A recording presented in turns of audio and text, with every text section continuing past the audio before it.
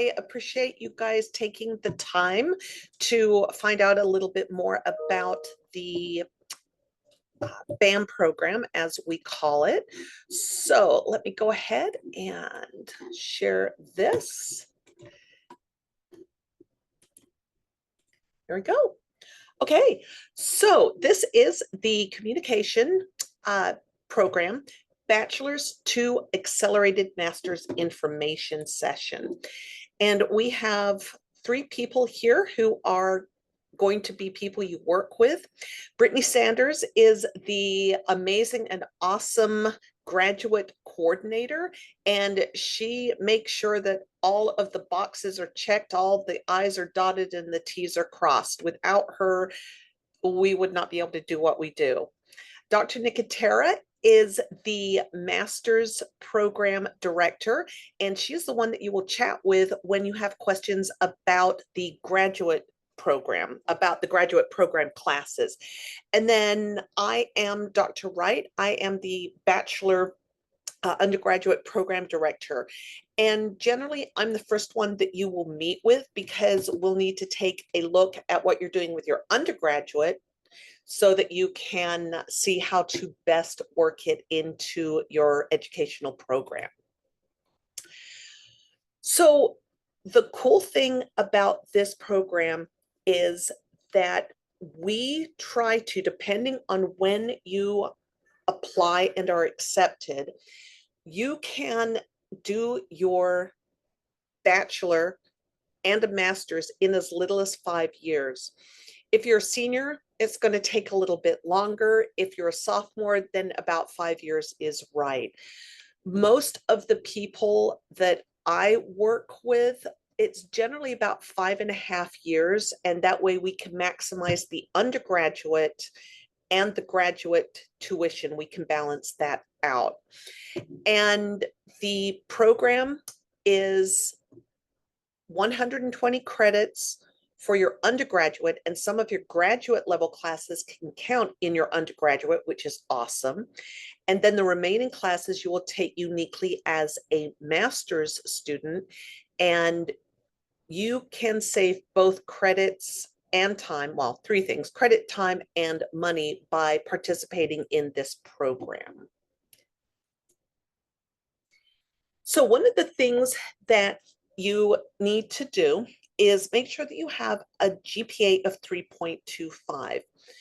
Different programs have different levels of GPA, but our department requires a 3.25 in order for you to be able to apply.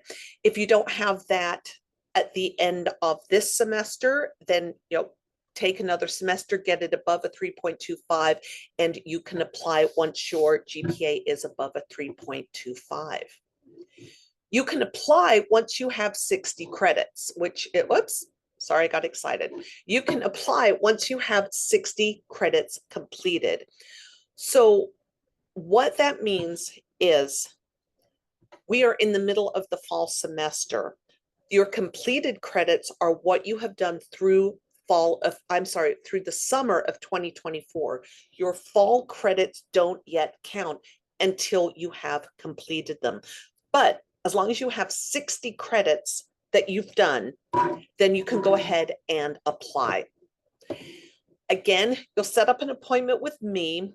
It's going to, honestly, Katie and Valeria, just email me. That way it'll be a lot faster. We can get something set up. I send out a pre-advising form, and it asks a few simple questions.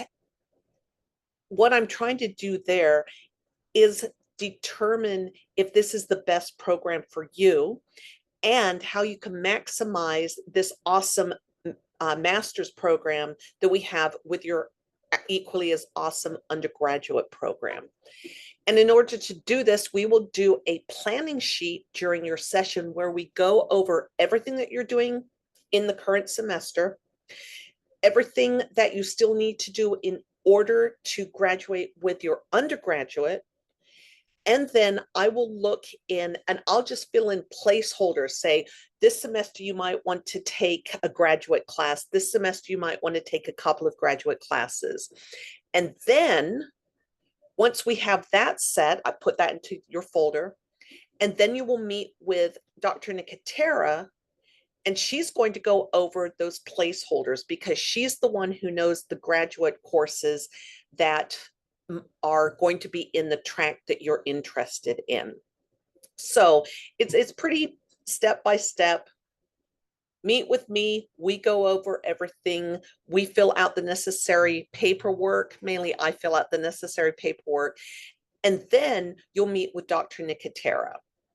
Throughout all of this process that you're starting, Brittany is going to be the point person, so that when I have questions, Dr. Nicotera has questions, or you have questions, she's going to be the one that we go to. Because sometimes I'll get really excited. I'm like, oh, let's do all the things. And then Brittany comes back and says, so about doing all the things, you can do most of the things, but you can't do all the things. So she keeps us organized and on track. It doesn't matter whether you're a freshman or a senior or in between. Come talk to me as soon as you want to get some information. Ideally, you would talk to me earlier, the better. But even if you're graduating in May, come and talk to me and we will figure out some options for you. In the same semester, you're going to meet with Dr. Nicotera to go over some ideas that she has on how to make you maximize your master's courses. And again, you're going to apply usually in your sophomore or early in your junior year when you have between 60 and 90 credits that have been earned. So you might say, when I come see you, what are we going to talk about? I'm going to ask you why this program interests you. What is it about this program that makes you want to come here? And sometimes you don't know, and that's perfectly fine. I have lots of questions. I will be happy to go over things and just learn a little bit more about what you want to do, how you want to do it, why you want to do it, so that both Dr. Nicotera and I can help you create the best plan moving forward. I will go over a little bit more. There are a couple forms I will fill out that will go to Brittany. There are a couple forms that Dr. Nicotera will take a look at, and she'll send those to Brittany. So all three of us will work very closely together to make sure that everything is seamless, so that all you have to worry about doing is taking the classes and earning the best grades. Part of this will go over your personal timeline, your expectations, what you want to do.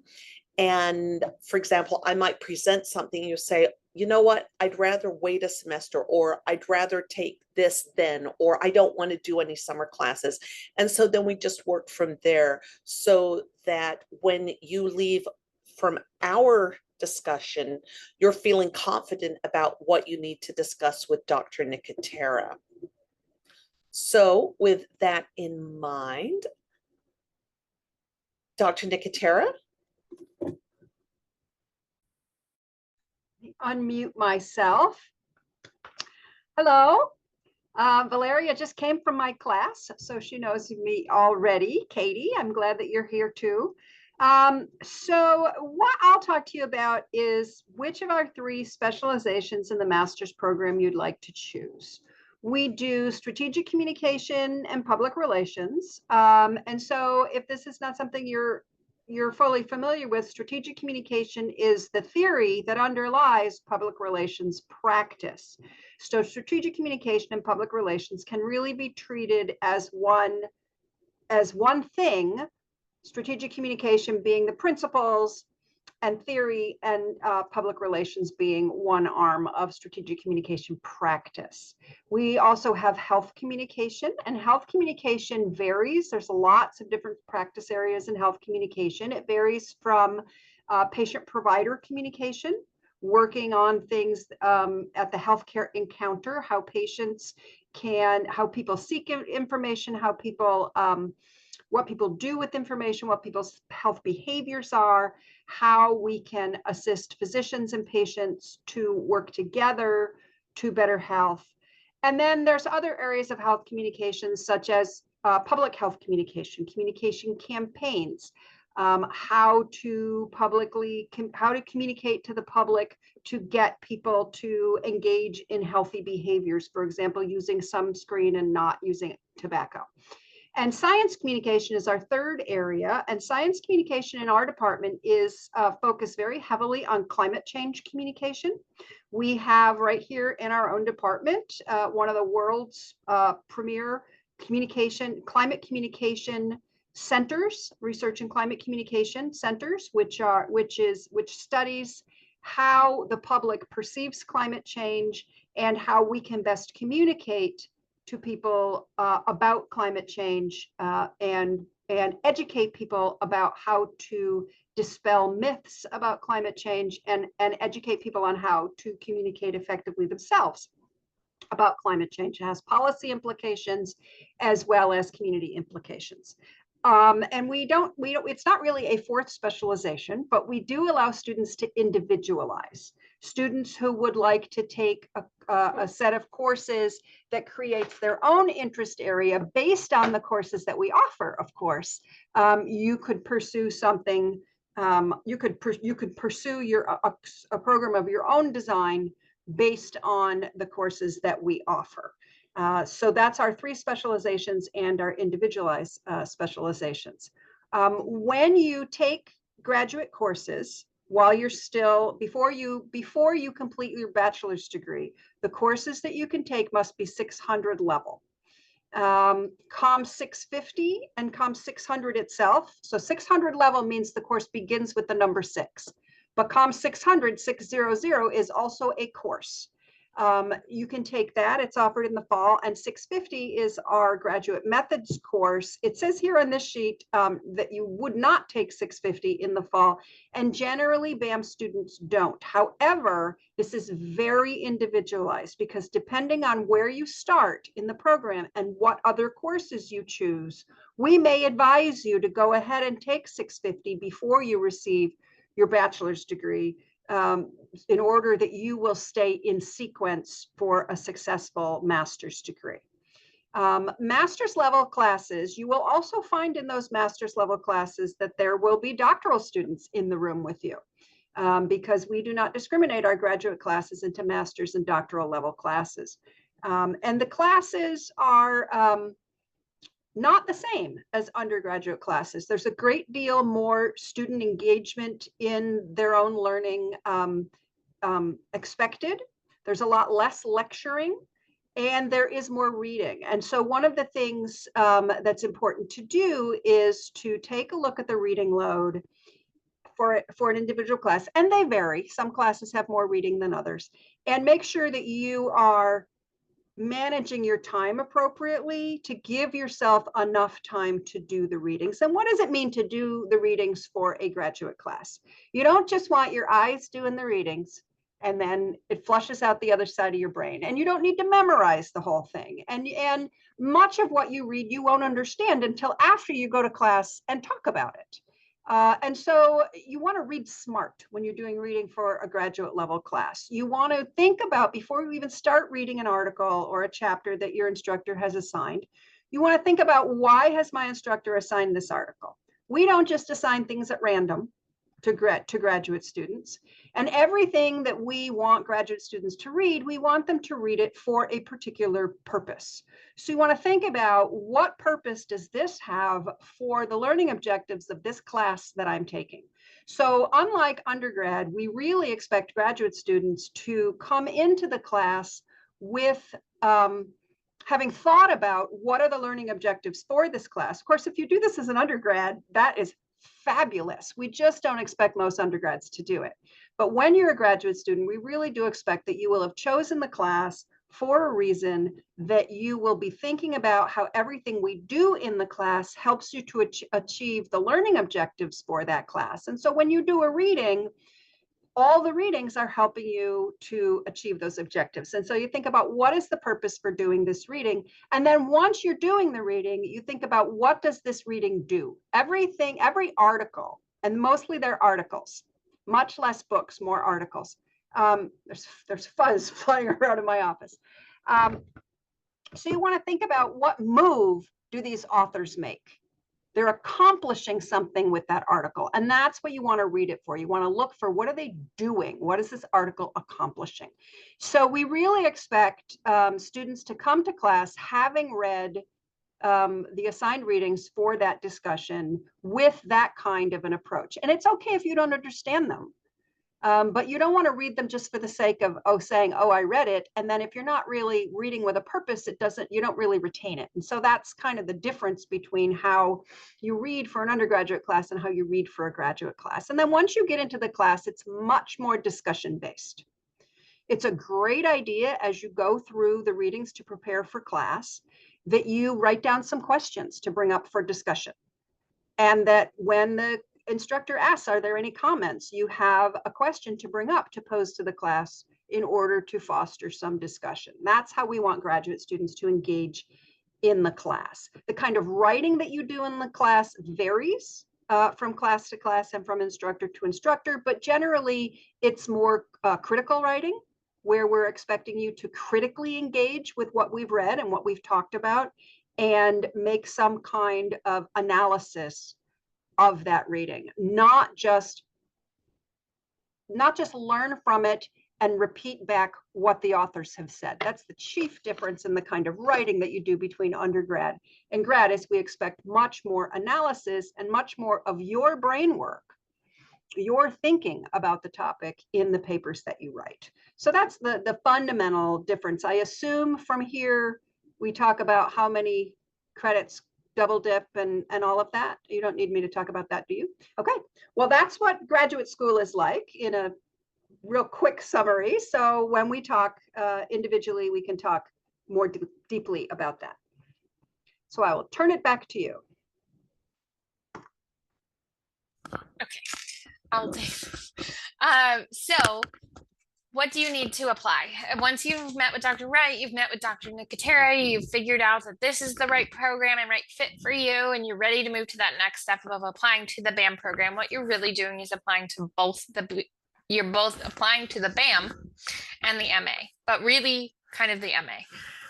And so those forms that you worked on with Dr. Nicotera and the finalization of the grad classes you worked out with Dr. Nicotera and I, that will be part of your application that you'll both upload, and I'll send to to Stephanie. Her name is Stephanie, but she is our admissions liaison. So between her, what you guys do and then what I do, it triggers the application to go through the process. And it's a pretty quick process once you've hit submit on that application. You will need your transcripts, and obviously you are a Mason student. It doesn't matter what program you're doing for your bachelor's degree. It is a comm master's degree, but it can be any bachelor's degree, not just comm. So for your college transcripts, you'll just go on Patriot Web, you'll go to your academic transcripts, you'll print PDF, and you'll upload that. Done. Your goals statement is tied to, we have a writing prompt. It's more listed on our master's site. We need to list it here as well. But I can always link you to that, what that prompt will be, but it's effectively like, what about communication? What problem in the communication field, whether you're strategic, health, science, etc., really matters to you? Why does it matter? How do you see addressing that problem? Things of that nature, but it's all written on there so you can see. And then once you're in the application, you'll also see that prompt there as well. So you can kind of start the application, fill out your basic like demographic information, and then you will get to that point. And you can have the application open as early as you want into the cycle, and then you can keep it open until the deadline for whichever cycle that you hope to apply for, which I will talk about in a second. You'll need 3 letters of rec.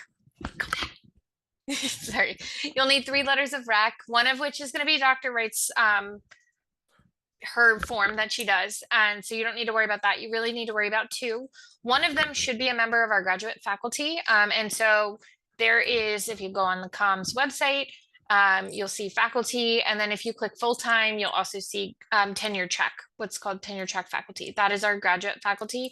For the most part, Dr. Rudd and Dr. Popst are also graduate faculty members, but everyone on that list is pretty accurate. And then the third one can be your choice. So it could be another faculty member in comm, it could be another faculty member outside of comm, it could be a supervisor, whoever can best speak to you and your time management skills or your academics, anybody. Just make sure that you're giving them a heads up, because when you put their names and email addresses in the application, it will automatically ping them a message that says so-and-so has requested you upload, and it'll give them their own link. You won't see it, but it'll ping them kind of as soon as you put them in the application. So just for word of warning, faculty don't like to be necessarily surprised by that. No one likes to be surprised by that. So definitely give them a heads up and ask that they be part of this. And then that way they can either tell you, yes, please, love to do it, or unfortunately, I don't have time, and you probably don't want that person writing for you anyway if they're not able to, because that could really hold up your application. You'll also do a resume as well, and then your goals statement.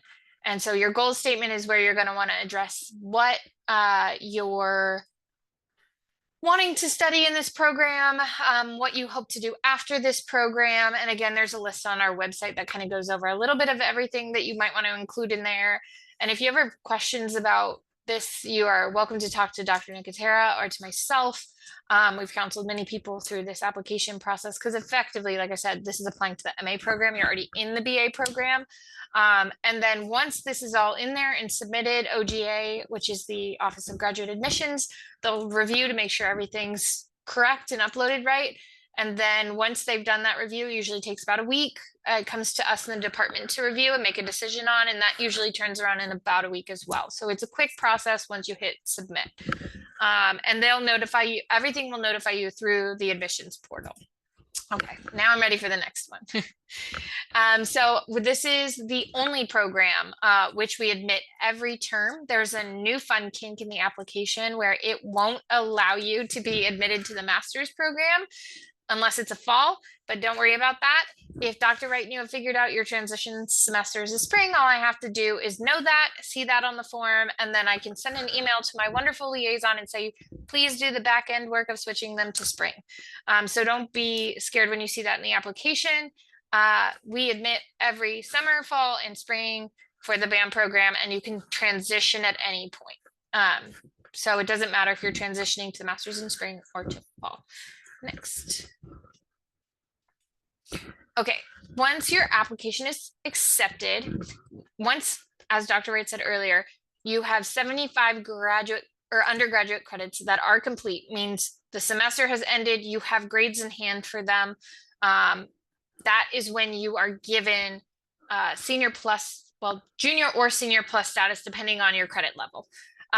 The plus status just gives you that marker so that you can start registering before anyone else in your kind of year. So you get to register almost alongside graduate students. So your time ticket will be earlier than what you see as like a junior or senior on the registrar's website. You'll have to just keep maintaining that 3.25 undergrad GPA and a 3.0 graduate GPA overall, which means B or better. And then you will complete your BA requirements while taking between 2 and 6 grad classes. So 4 of those 6 can double dip. So that's usually in the form of comm upper level electives. In rare cases, like we have an undergrad intercultural comm class and we have a grad intercultural comm class. So if like you haven't taken 305 as your synthesis, maybe 605 can count in that place. That's something that you'll have worked out with Dr. Wright when she's met with you and kind of looked at what requirements you have left. She'll kind of figure out where we can apply those classes to double dip. But like I said, mostly upper level comm electives that you need to graduate. And then 2 of those classes, if you do the full 6, which is the money saving feature, you'll get to do 6 grad classes, and you need 11 grad classes total. So 6 of those can count at the undergraduate tuition rate, and then 5 will count at the graduate tuition rate. once that transition happens. But 2 of them can take you. So normally you would have 120 credit hours at the undergrad level, like Dr. Wright said. You can have another 6 on top of that, so 126 by the time you're in the master's program. And we'll talk about the transition form in just a sec. And that's the thing that will trigger which classes plug in where or count for what. And that's just something we do at the end, but it's all based again off that planning form you did with Dr. Wright. And for the most part, people do stick to that planning form, but if things change semester to semester, if you think you take one semester with 2 grad classes and you say that's too much, we can figure out ways to navigate that. If problems ever come up, you talk to the 3 of us and we'll figure out the best way to move forward for you, because things do change, life does happen, jobs happen, things like that. So the more you can do, the better. That's why we say the earlier you start, the better, because we can sprinkle those in a little bit more infrequently, so it's not so much of a heavy load. And I think I hit all this, but it saves you money in the long run by charging you undergrad tuition for 6 instead of 11 classes. And then it sets you up only needing between 5 and 9 classes, which is why you can do that in as little as, I've seen some people do it in 1 full semester in a summer. But most people take the full year, which is then 5.5 years, depending on when they started the BAM program. So it really is beneficial for a lot of reasons if this is something that you're really passionate about. The transition. So this is a question that will be really oddly worded in the application. Unfortunately, we don't have control over the application, but you'll get in there, you'll start it, and you're starting it for next semester, let's say, and it'll say, when do you want to start this program? What it's asking you is, when do you want to start the master's program? And so that could be fall of 25, that could be fall of 26. It just depends what you've worked out with Dr. Wright. So you'll put in whatever that semester is that you plan to start the master's program. So the semester before, by the last day to add classes, so about 2 weeks into school, you will be doing the transition form. You'll get it emailed to you from Chess. Please send it to me because I will do it for you. I have just found that makes sure that we're getting the right classes in. And then I will get your signature on it. I will get Dr. Wright's signature on it. I will get Dr. Nicotera's signature on it, and we will get it to the dean's office, and they will immediately turn it around to the Office of Admissions, who will then take about 3 months to process it. And then once that's processed, when degree conferral hits, they'll flip that switch to turn you officially to a master's student as soon as all those grades are in for the end of that semester. And then at the end of that semester, you will be officially done with your BA and be in MA student status. So everything grad student status will pertain to you. And then just a couple suggestions that we have for you guys is, if you are starting this process early on in sophomore, junior year, really considering taking the 490, 491 honors comm sequence. It is an elevated version of COM 400 that really sets you up for success, both in COM 650, which is the graduate version of your research methods, and then also for your project class 798, which is your capstone. We didn't talk a ton about it in here, but you have the option of either doing the capstone itself as your final class, your 11th class, or you can do a thesis. Dr. Nicotera is fantastic at counseling students through which is the better option for you. That's definitely something you'll want to discuss with her, the difference between those 2 things. But 490, 491 sets you up really, really well for the master's program. And then also it is a marker that, correct me if I'm wrong, Dr. Wright, but it shows on your transcripts. And you get a nice pretty medal when you graduate that you get to wear at graduation, and some cords. But it really does make a difference for a lot of reasons, and it's a cool thing to have on your record. Always ask questions. The 3 of us are always available to help. And we try to get back to you pretty fast. But usually one of the 3 of us knows the answer, or we know who to find the answer from, and no question is dumb. Trust me.